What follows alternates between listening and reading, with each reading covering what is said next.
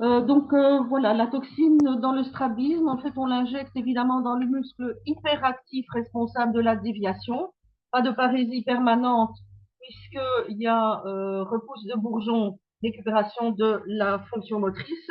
Ceci dit, pendant qu'il y a eu la paralysie, il y a effectivement un réarrangement des sarcomères qui peut finalement donner quand même une modification persistante de l'alignement, surtout, et ça c'est vraiment important, si il y a une vision binoculaire et si elle est récupérée. Parce que cette récupération entraîne donc l'enclenchement du verrou fusionnel et empêche la déviation de repartir. Donc, en gros, dans le strabisme, les résultats de la toxine sont nettement meilleurs s'il y a un potentiel de vision binoculaire et que l'angle n'est pas trop important. Les résultats sont meilleurs dans la déviation horizontale, quoiqu'on ait quand même des résultats dans la déviation verticale, si elle n'est pas trop élevée. Et évidemment, il vaut mieux avoir une surcorrection pendant plusieurs semaines. Vous allez comprendre pourquoi. Et si on a un résultat favorable mais qui n'est pas suffisant, on peut réinjecter. Alors pourquoi est-ce qu'on doit avoir une hypercorrection? C'est donc quelqu'un qui a une vision binoculaire, ça veut dire qu'il a à tout le moins les deux rétines qui fusionnent, éventuellement parfois en plus cerise sur le gâteau une vision stéréoscopique, ceci donc c'est possible quand l'alignement horizontal est inférieur à 10 dioptries et vertical inférieur ou égal à 4 dioptries. Et alors, cette vision binoculaire, en fait, c'est quoi? C'est un petit peu comme un véhicule sur rail, un tram ou un train sur des rails. Donc, quand les yeux sont dans le rail, il y a la vision binoculaire. Alors, il y a éventuellement un événement X qui fait sortir de l'œil, qui fait sortir l'œil de son rail. Je dis parfois pour impressionner mes élèves, voilà, c'est le petit gosse qui voit sa grand-mère toute nue ou quelque chose d'extraordinaire. Donc, pouf, il y a un strabisme qui se déclenche et effectivement, là, il n'est plus dans son rail de vision binoculaire. La toxine fait partir l'œil dans l'autre sens. Donc, il vaut mieux effectivement avoir une déviation contraire pendant un certain temps. Au moment où l'effet du produit s'estompe, l'œil retourne dans l'autre sens. Et alors, on espère ainsi qu'il va retomber, puisqu'il repasse par son rail, on espère qu'il va retomber dans son rail de vision binoculaire. Et à ce moment-là, c'est ça qui va l'empêcher de repartir. Vous voyez ici le rail, donc voilà, les deux yeux ont une vision binoculaire, ils sont dans le rail de vision binoculaire, et donc il y a un événement X, une maladie, un événement X qui fait partir l'œil de son rail, la toxine, on espère, fait, fait partir dans l'autre sens, puis l'effet du produit s'estompe, et on espère ainsi que l'œil retombe dans son rail et que la vision binoculaire soit réenclenchée. Ceci, Madame Bencherifa en a parlé, j'ai eu la curiosité de trouver qu'au Maroc, un flacon de 100 unités, ça coûtait 1954 dirhams en privé, et les hôpitaux, ils ont une petite réduction de 200 dirhams. Donc, effectivement, on dilue ça de manière à avoir 5 unités pour 0,1 millilitre, parce que dans un muscle oculaire, on ne peut pas injecter une trop grosse quantité de liquide. Donc, moi, j'utilise pour ça des seringues à tuberculine, parce que ce sont des seringues dont la totalité fait 1 millilitre, et donc vous avez 10 graduations. Donc, la première graduation, c'est 0,1 millilitre. Ici, vous avez l'appareil qui permet d'enregistrer l'électromyogramme. Alors, on va voir le cas d'un patient. Donc, c'est un patient qui m'est envoyé par un médecin du Luxembourg parce qu'il a fait un accident vasculaire cérébral et depuis donc 15 mois, il a un 6 droit qui lui donne une diplopie. Ici, vous avez son Lancaster de 2018 et le Lancaster de 2019 où on voit progressivement le passage en concomitance, mais donc il a bien ici une limitation de l'abduction droite avec une hyperaction de l'abduction gauche, et en fait il est envoyé pour chirurgie, mais je me dis qu'on peut peut-être essayer d'éviter la chirurgie. Voilà ici, je vous montre qu'il a une ésodéviation de 12 dioptries, pas énorme. Bon, pourquoi est-ce que le film ne fonctionne pas?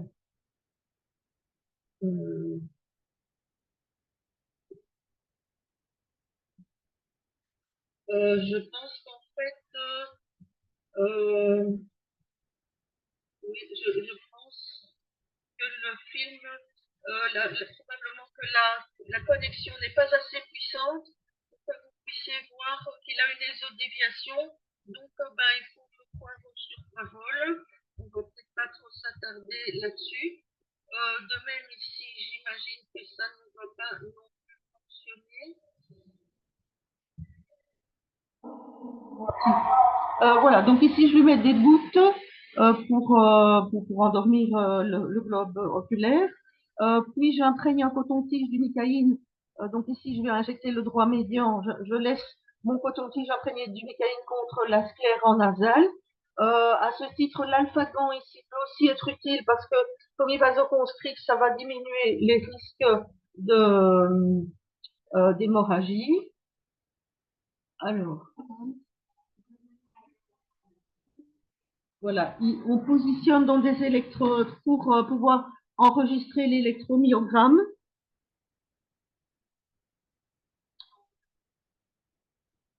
Oui, en fait, elles sont spéciales parce que leur corps est entouré d'une couche de silicone et donc ça crée un bipôle entre l'extrémité de l'aiguille et sa base. La création du bipôle vous permet d'enregistrer l'électromyogramme. Je vais arrêter ici.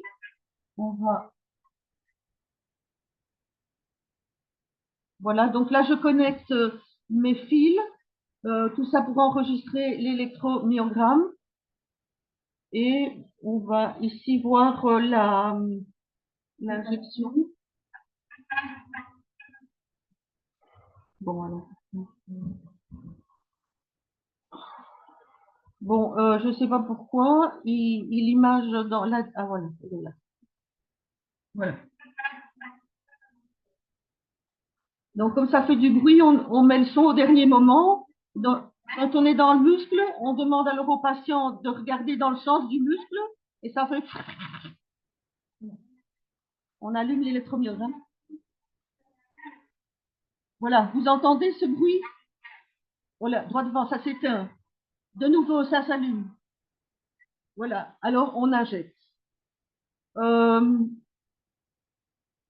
Ici, vous allez voir un cas où c'est le droit externe qui est injecté.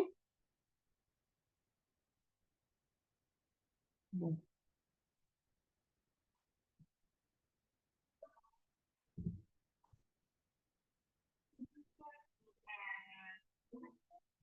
Voilà, donc évidemment, on fait regarder dans le sens, on expose le droit externe et il faut enfoncer l'aiguille d'à peu près 2,5 cm, c'est là que se trouve le maximum de plaque motrice. On lui fait regarder à droite.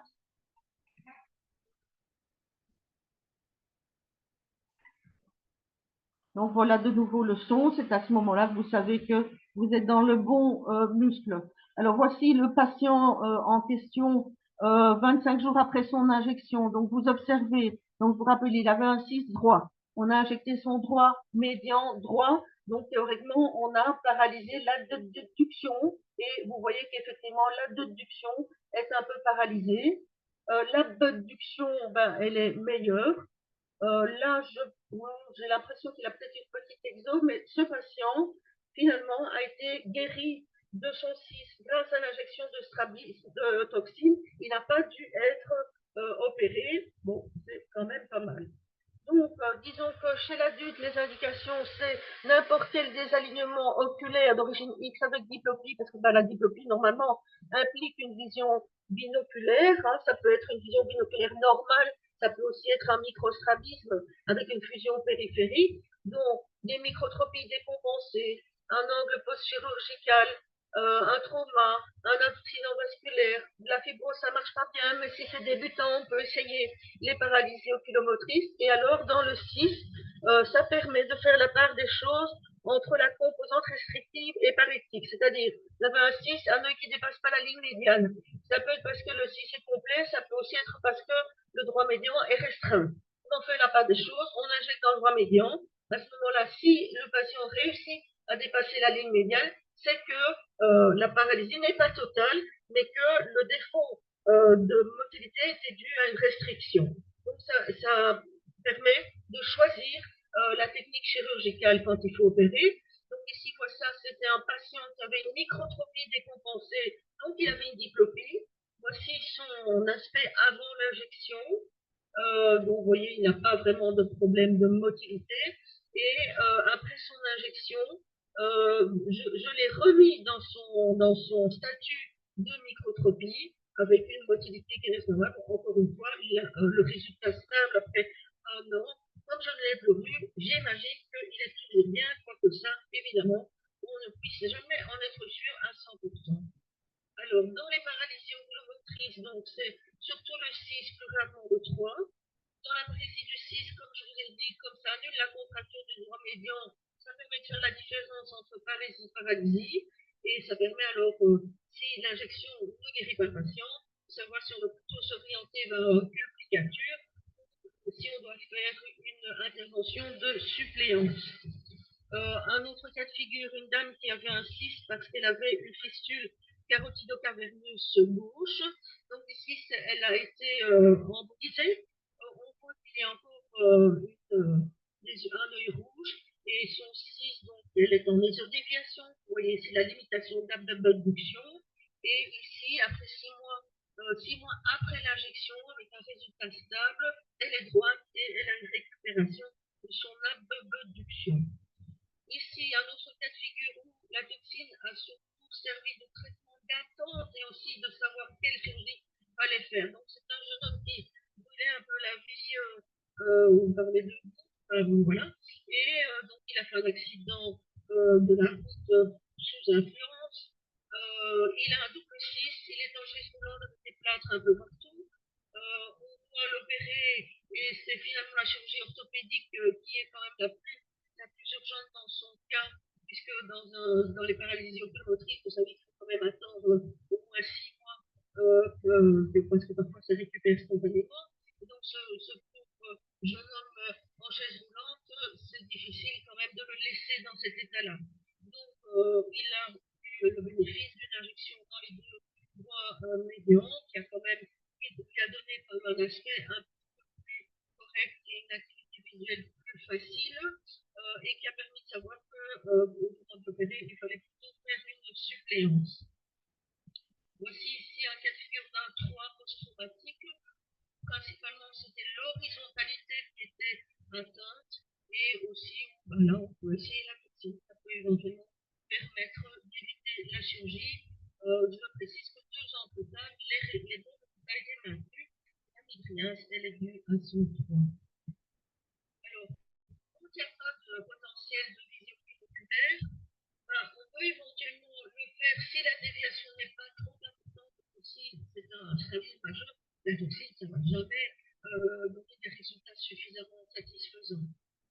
Ça peut aussi être intéressant dans la phase de cicatrisation de chirurgie, si par exemple manifestement on a trop, pas assez populaire, ça peut éventuellement corriger la petite chose qui reste, profiter de la phase de cicatrisation pour que ça cicatrise au moment où le muscle est détendu.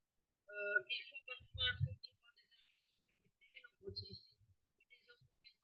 des opérés qui, un an après 2 injections, gardent un aspect plus correct de vidéopsie des autres droites. Docteur Monique, il y a un problème de sang, s'il vous plaît. Un problème de son, de son. Que dois-je faire? Ça va mieux comme ça? Oui, C'est oui, bon, là, c'est madame. parfait. Ok. Donc, ce sont des gens éventuellement qui ne veulent pas se faire opérer. Donc, la toxine peut servir d'alternative. Ce que la toxine peut faire éventuellement, c'est des gens qui ont tellement peur de se faire opérer, ils savent pas qu'est-ce que ça va donner.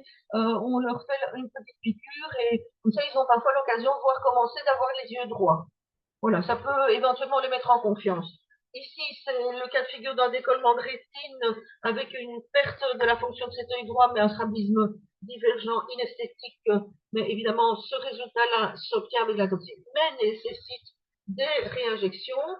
Je dirais que chez l'enfant, pour moi, la meilleure indication, c'est-à-dire la meilleure indication où on peut vraiment avoir une guérison, parce que comme l'a dit Madame Bencherifa dans les eutropies précoces, c'est surtout un traitement d'attente et on n'a pas vraiment toujours de guérison, plutôt le contraire. Il faut quand même opérer, mais parfois opérer sur un angle moindre, ou parfois opérer sur des facteurs verticaux et plus horizontaux. Mais dans les atropies aiguës acquises, là, c'est vraiment une très bonne indication parce qu'on peut guérir l'enfant.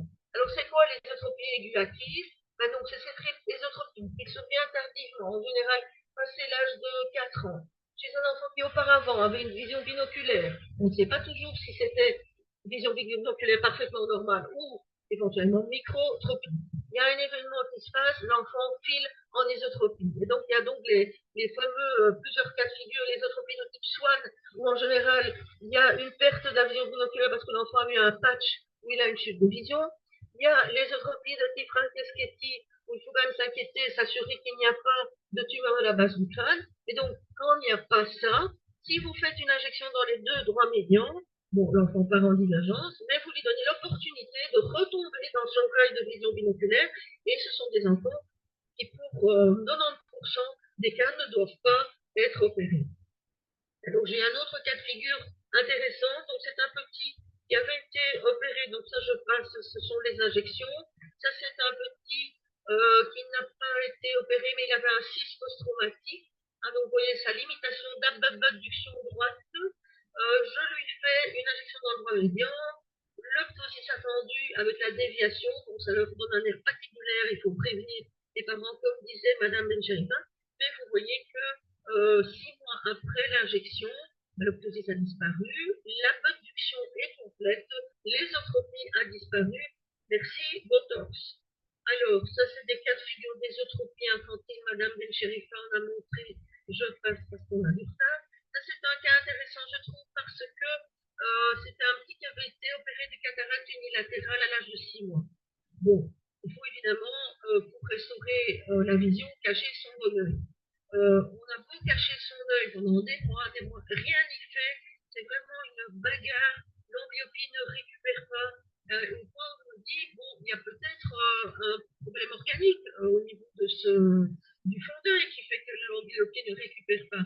Autre possibilité, la contracture du bras médian peut être telle que l'enfant, il n'arrive pas à récupérer de son amblyopie parce qu'il n'arrive pas à projeter les images sur sa macula tellement sa motilité est restreinte.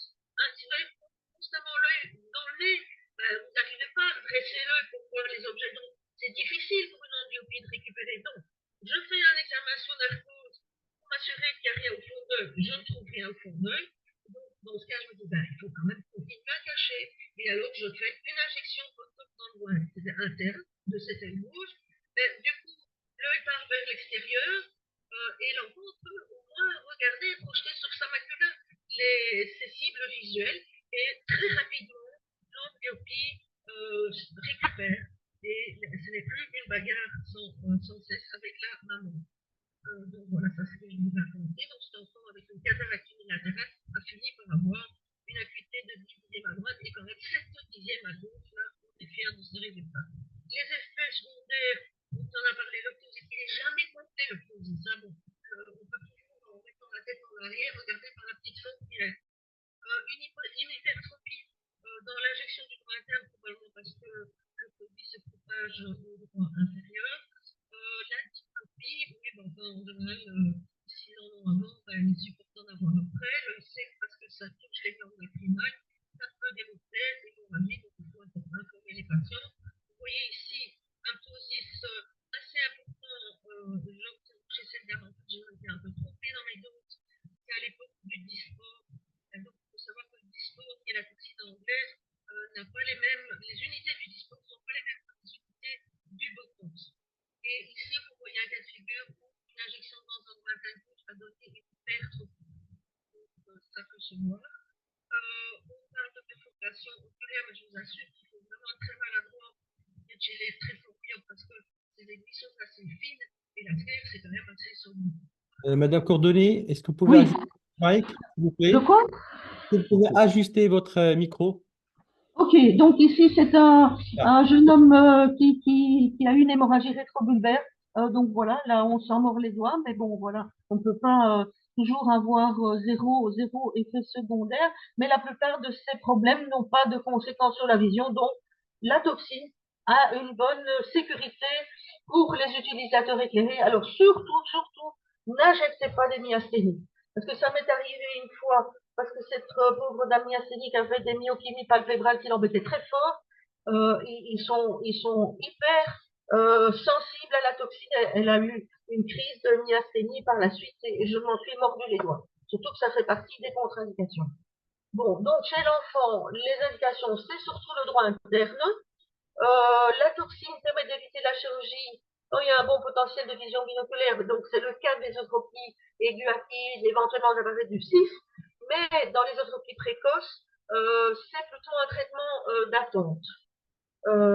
Voilà, je continue parce que j'imagine qu'on n'a pas trop de temps. Chez l'adulte, l'effet est moins stable et prédictif que la chirurgie, mais l'avantage est indiscutable en cas de succès, puisqu'on ne doit pas opérer. Et donc, pour moi, la toxine, c'est un outil obligé, au même titre que les prismes, dans la panoplie thérapeutique du désalignement oculaire, où une méthode médicale efficace est quand même toujours supérieure à une méthode chirurgicale. Bon, ceci dit, quand même, c'est beaucoup plus facile d'utiliser la toxine quand on est dans un milieu hospitalier.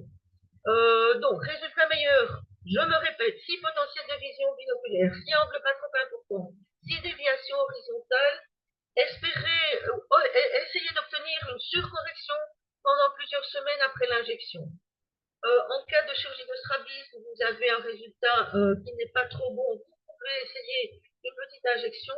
Attention parce que j'ai été une fois effrayée d'une ésodéviation à 25-30 dioptries secondaire suite à une chirurgie. Je lui ai fait une injection, elle est repartie en divergent et elle y est restée. Donc voilà. Alors, la chirurgie traditionnelle est plus appropriée quand la déviation est importante, s'il n'y a pas de potentiel vision binoculaire, s'il y a plusieurs muscles atteints dans la fibrose et si le patient ne veut pas prendre le risque de ptosis ou de diplopie plus importante après l'injection. Alors, ici, un peu de courage, il y a encore 7 dia, mais comme il y a un petit quiproquo au sujet des orateurs pour les paupières, je demande à M. Aloussi et Mme Nada si j'en parle ou pas.